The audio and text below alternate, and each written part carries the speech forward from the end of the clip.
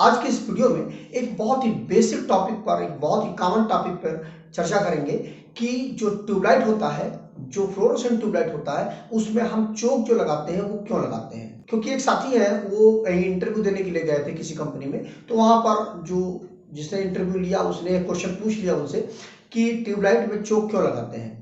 तो शायद उनको कुछ कंफ्यूजन हुई होगी। फिर उन्होंने कमेंट किया कि एक्चुअल में वास्तव में चोक लगाते ही क्यों हैं, क्या काम होता है ट्यूबलाइट में चोक लगाने का, तो उसको बताइए। तो आज की इस वीडियो में आप अच्छे से समझ जाएंगे, पूरी वीडियो को देखिएगा, आपको अच्छे समझ में आ जाएगा कि इंटरव्यू में आपको क्या जवाब देना है और एक्चुअल में चोक लगाया क्यों जाता है। देखिए, चोक जो होता है उसको 3 कारणों से लगाया जाता है। ट्यूबलाइट में 3 काम होते हैं चोक के। अब आइए एक एक करके समझ लेते हैं। देखिए, सबसे पहले आपको ट्यूबलाइट में चोक क्यों लगाते हैं इसको जानने से पहले आपको ट्यूबलाइट का सर्किट डायग्राम आपको क्लियर होना चाहिए, आपके दिमाग में होना चाहिए। क्योंकि जब तक आपको यह चीज क्लियर नहीं होगी तब तक आप ये नहीं समझ पाएंगे कि चोक क्यों लगाते हैं। देखिए, सबसे पहले जो ट्यूबलाइट होती है उसमें मतलब एक फिलामेंट के 2 सिरे इधर होते हैं, एक फिलामेंट के 2 सिरे इधर होते हैं, मतलब 2 फिलामेंट होता है इसमें। नीचे वाला जो सिरा होता है फिलामेंट के, वो ला करके हम चोक के साथ कनेक्ट कर देते हैं और चोक को हम सप्लाई दे देते हैं। ठीक है, तो मतलब जो सप्लाई है वो चोक के माध्यम से निकल करके फिलामेंट को जाता है और ऊपर वाले जो दोनों सिरे होते हैं उनको हम स्टार्टर को दे देते हैं सप्लाई।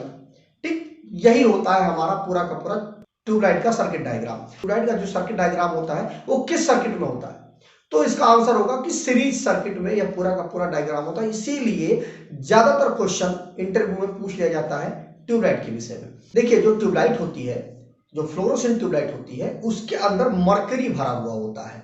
ठीक है, जो कि गैस के फॉर्म में होता है।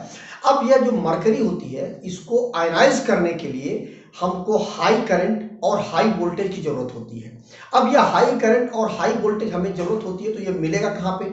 क्योंकि हमारे घरों में जो सप्लाई आती है 220 वोल्ट की, 230 वोल्ट की, 240 वोल्ट की, उस वोल्टेज से तो हम ट्यूबलाइट को जला नहीं सकते हैं, ट्यूबलाइट को ऑन नहीं करा सकते हैं। अगर वही सप्लाई केवल हम सीधे इसको ट्यूबलाइट को दे दें तो ट्यूबलाइट हमारी नहीं ऑन होगी।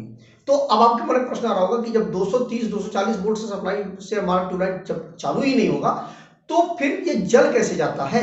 देखिए, इन्हीं सब चीजों के लिए चोक को हम लगाते हैं। अब बात क्या होती है कि जैसा कि मैंने आपको बताया कि हाई वोल्टेज की जरूरत होती है और हाई करंट की जरूरत होती है।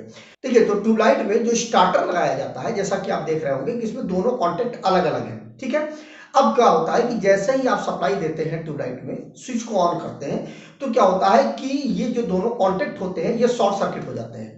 और जैसा कि आप जानते हैं कि जैसे ही ट्यूबलाइट में या कहीं पर भी शॉर्ट सर्किट होता है तो वहां हाई मात्रा में, बहुत ज्यादा मात्रा में करंट का फ्लो होता है। अब चूंकि करंट की बहुत ज्यादा वहां पर बहुत ज्यादा कम करंट के मैग्नीट्यूड आ जाते हैं, बहुत ज्यादा करंट वहां पर फ्लो होने लगता है, तो ट्यूबलाइट को स्टार्ट करने के लिए जो पहली जरूरत थी क्या था कि हाई करंट की जरूरत थी। तो वह जो शॉर्ट सर्किट में जो हाई करंट फ्लो हो रहा है वो इस चीज को पूरा कर देता है। अब बात आती है कि जब करंट बहुत ज्यादा फ्लो होने लगी, शॉर्ट सर्किट में करंट बहुत ज्यादा फ्लो होने लगी, अब बात आती है कि अगर वह करंट लगातार फ्लो होती रही तो होगा क्या कि पूरी की पूरी वायरिंग आपकी जल जाएगी। अब यहीं पर जरूरत पड़ती है हमें चोक की, कि वह जो हाई एम्पियर का जो करंट है उस करंट को कंट्रोल भी तो करना है हमें। अगर हम उस करंट को कंट्रोल नहीं करेंगे तो पूरी की पूरी वायरिंग जल जाएगी। अब वहां पर जो चोक है वो उस हाई एम्पियर ऑफ करंट को कंट्रोल कर लेता है, जिससे क्या होता है कि जो जितनी ट्यूबलाइट को जरूरत थी हाई एम्पियर ऑफ करंट की वो तो पूरी हो जाती है और चोक जो है उस करंट को कंट्रोल कर लेता है। तो पहला तो काम यही हो गया ट्यूबलाइट में चोक का कि जो शॉर्ट सर्किट के दौरान जो हाई एम्पियर का करंट फ्लो होता है उसको कंट्रोल करता है ट्यूबलाइट में। अब यहां पर दूसरी रिक्वायरमेंट हमें क्या होती है कि हाई वोल्टेज की जरूरत होती है। अब ये जो हाई वोल्टेज है इसको भी प्रोड्यूस करने का, मतलब उत्पादित करने का, बढ़ाने का भी काम हमारा चोक ही करता है। कारण क्या होता है कि जो फ्लोरोसेंट ट्यूबलाइट होती है उसके अंदर मैंने बताया आपको कि उसमें मरकरी भरी हुई होती है और मरकरी जो है वो कम वोल्टेज पर, मतलब जो हमारे घरों में जो वोल्टेज आता है उस वोल्टेज पर वो आयनीकृत नहीं होगा। उसको आयनीकृत होने के लिए बहुत ज्यादा मात्रा में वोल्टेज की जरूरत होगी, मतलब हाई वोल्टेज की जरूरत होगी।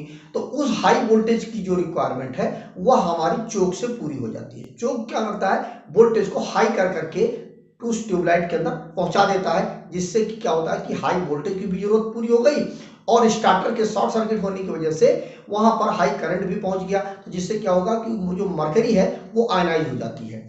अब बात आती है कि दो कारण तो पूरे हो गए जिसकी वजह से हम चोक लगाते हैं। अब तीसरा कारण इसमें यह होता है कि अब ट्यूबलाइट स्टार्ट तो हो गई, लेकिन अब ट्यूबलाइट को लगातार सप्लाई भी तो चाहिए जिससे वो ट्यूबलाइट जलती रहे, क्योंकि नॉर्मल जो हमारी सप्लाई आ रही है अब वो उसी ट्यूबलाइट उसी सप्लाई से चलता रहेगा ट्यूबलाइट हमारा। तो वो जो 230 वोल्ट की जो सप्लाई उसको चाहिए ट्यूबलाइट को लगातार जलते रहने के लिए, केवल स्टार्ट होते समय ही ट्यूबलाइट को हाई एम्पेयर का करंट और हाई वोल्टेज की जरूरत होती है। लेकिन नॉर्मल कंडीशन पर जब ट्यूबलाइट स्टार्ट हो जाती है तब उसे नॉर्मल वोल्टेज की 230 वोल्ट की जरूरत होती है, तो वो भी चोक हमारा देता रहता है। तो 3 कारणों से हम ट्यूबलाइट में चोक को लगाते हैं। पहला, हाई करंट के लिए और उसको कंट्रोल करने के लिए हम उसको लगाते हैं चोक को। दूसरा, हाई वोल्टेज को पैदा करने के लिए हम चोक लगाते हैं। और फिर लगातार ट्यूबलाइट को चलाते रहने के लिए जो सप्लाई की जरूरत होती है उसकी भी आपूर्ति के लिए हम चोक को लगाते हैं। तो इन 3 कारणों से ट्यूबलाइट में हम चोक को लगाते हैं। तो मुझे उम्मीद है कि आपको अच्छे से समझ में आ गया होगा कि ट्यूबलाइट में हम चोक को क्यों लगाते हैं। इंटरव्यू में यदि आपसे क्वेश्चन पूछा जाता है तो आप इसी चीज को अच्छे से समझा देंगे तो उससे आपका अच्छा इंप्रेशन हो जाएगा। तो इलेक्ट्रिकल से संबंधित यदि आप और भी नॉलेज चाहते हैं तो वीडियो के डिस्क्रिप्शन में आपको लिंक मिल जाएगा www.targetelectrician.com का। वहां पर जाकर के आप इलेक्ट्रिकल से संबंधित ढेरों नॉलेज ले सकते हैं। तो आज की वीडियो बस इतना ही। नमस्कार दोस्तों।